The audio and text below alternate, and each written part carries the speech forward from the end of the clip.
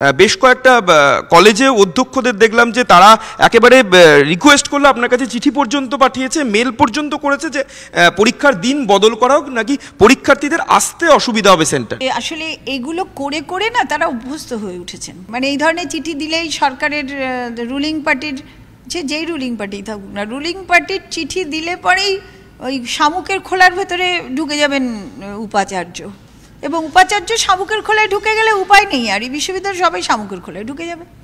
এটাতে তারা এতটাই অভ্যস্ত যে তারা লাস্ট ট্রাই নিচ্ছিল। 3টে কলেজ থেকে চিঠি পড়ে গেল আমার কাছে। তা আমি শিক্ষক হিসেবে, ভাইস চ্যান্সেলর হিসেবে সমস্ত শিক্ষক সমাজের কাছে এই অনুরোধটা করব যে রাজনীতি থেকে বেরিয়ে আসুন প্লিজ।